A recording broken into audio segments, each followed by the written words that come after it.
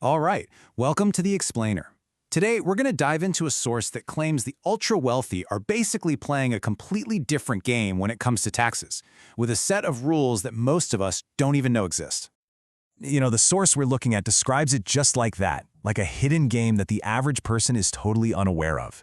It's not just about, paying your taxes. It's a strategic skill. It's a series of moves designed to build and protect absolutely massive wealth. So what is this game? And what are the rules? Well, in this explainer, we're going to walk through the 3 core strategies that really form the foundation of this very, very exclusive game. We're talking about the core tactic, the great state escape, and the entrepreneur's loophole. Okay, let's start with secret number 1. This is the big one, the absolute foundation of the whole strategy. It's this powerful 3-step process that allows the wealthy to generate tax-free cash flow from assets that are just sitting there growing in value. It's called buy, borrow, die, and it sounds kind of grim, but it's a shockingly simple and incredibly powerful loop. First, you buy an asset, like stocks. Then, as it grows in value, you borrow against it for tax-free cash to live on. And then, finally, you die. The asset then passes to your heirs, and thanks to something called a stepped-up basis, the original cost is basically reset. All those gains you made over your lifetime, poof, they're never ever taxed. And here's the key, the absolute linchpin of this whole thing: you never sell. Ever. If you own $1 million in stock and it grows to $2 million, you don't pay tax on that $1 million gain until you sell it. So, the secret is you just never sell. Let me break that down for you. Let's say you've got $100,000 in stock. You can just walk into a bank and get a loan for, say, 50 grand in cash, tax-free, to live your life. And all the while, your original 100,000 in stock, it can just keep on growing. And if it grows enough, you can even go back and borrow more against it. Okay, so that's the foundation. But how do you take it to the next level? Well, that brings us to secret number 2. It's all about using geography to your advantage in a move the source calls state arbitrage.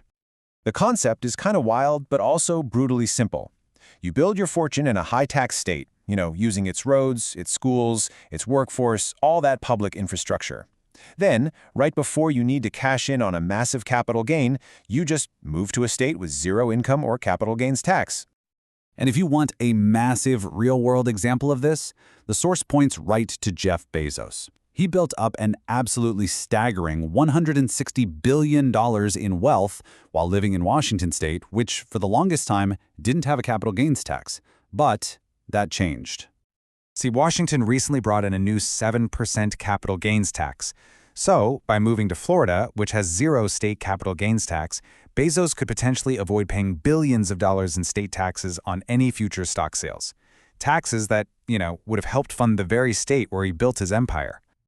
All right, secret number 3. This is where it gets really juicy, because we're talking about loopholes that are baked right into the tax code itself. And this one is especially powerful for founders of so-called small businesses. Get this. There's a rule in the U.S. tax code that is just, it's pretty mind-blowing. It lets entrepreneurs make their first $10 million in gains from selling their company completely 100% tax-free. It's called Qualified Small Business Stock, or QSBS. Basically, if you invest in a company that's worth less than $50 million and you hold that stock for over 5 years, the first $10 million of profit you make is totally tax-free.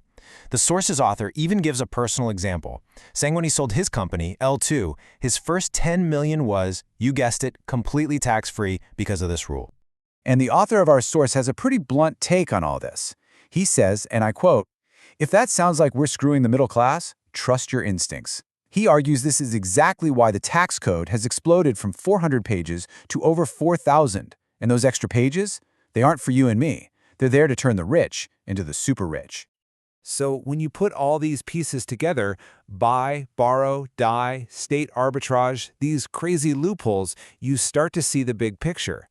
And according to the source, it's that we don't really have one tax system in this country. We have 2. And this right here is the heart of it. On one side, you have what the source calls super earners. Think a top doctor or a lawyer making a big salary. They can pay the highest tax rates, sometimes over 50%. But then you have the super owners, the investors, the founders.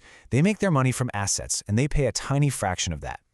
And when you look at the numbers the source lays out, it's just staggering.